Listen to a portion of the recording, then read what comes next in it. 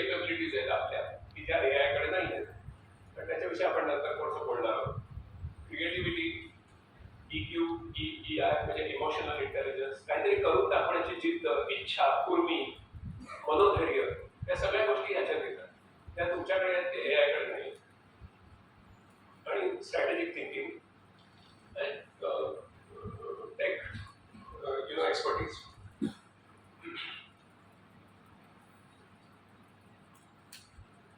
Technology centric role कुठले कुठे असे मी काही सेक्शन्स केले आहेत, तर पटपट आपण जाऊया.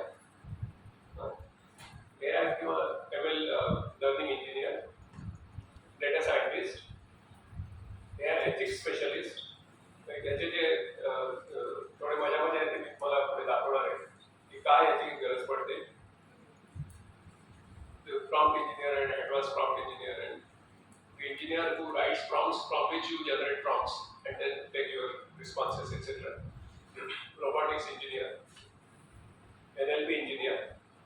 ओके, मी खालचं डिस्क्रिप्शन वाचत नाही आहे, मी या स्लाइड तुमच्यासाठी सोडून जाणार आहे आणि याचे खूप डिटेल्स आहेत, पण आपल्याला वेळ कमी आहे.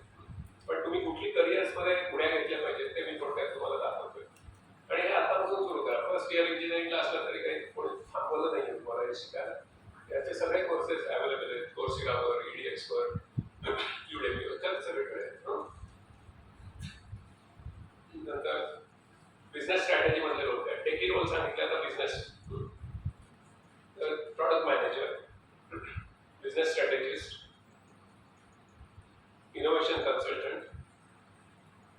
आता क्रिएटिव्ह आणि ह्युमन सेंटर्ड रोल. अगदी साधी गोष्ट मी तुम्हाला सांगतो, कुठलंही सॉफ्टवेअर घ्या. नॉर्मली म्हणजे तो माझ्या एका वेगळ्या व्याख्यानाचा विषय जाणार नाही जास्त, पण कुठलंही सॉफ्टवेअर घ्या, त्याची जी युजर इंटरफेस आहे तर त्याच्यामध्ये युजर सेंटर्ड डिझाईन असतं. आता काय करायचं, आता you have to go from user centred design to human centred design.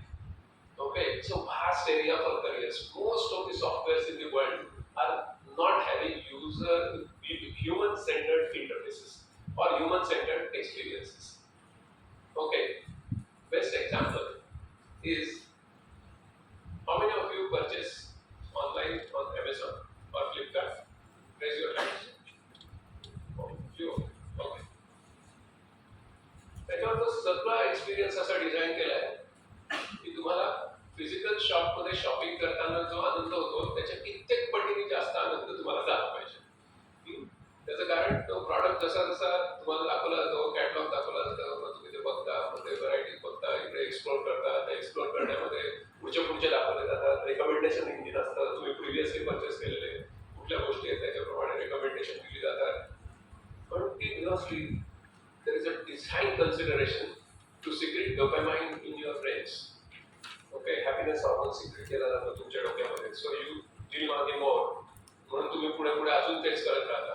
मग तो प्रॉडक्ट सिलेक्ट केला, पे केलं, तिथं निघाला की त्याचं सगळं त्याचं ट्रॅजेक्टरी ट्रेस होते की आता इथे आला, मग आता जवळ आला, मग तो आता आपल्या कंपाऊंडमध्ये आला, मग आता त्याने फोन केला, मग ते बेल वाजली.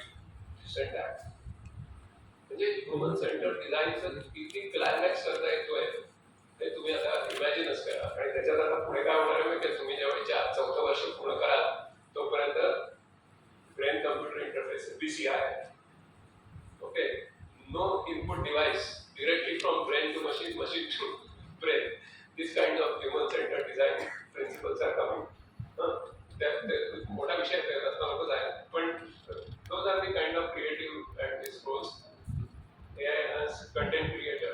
आता मोठ्याचे आम्ही त्या बिझनेसमध्ये जाऊ, आम्ही रोज प्रचंड कंटेंट आता AIच्या साहाय्याने निर्माण करतो आणि अतिशय सुंदर इंग्लिशचं, Hindi, glitch free, with all the not only lip sync but even the actions are synchronized. एखादा मनुष्य बोलत असेल इंग्लिशमध्ये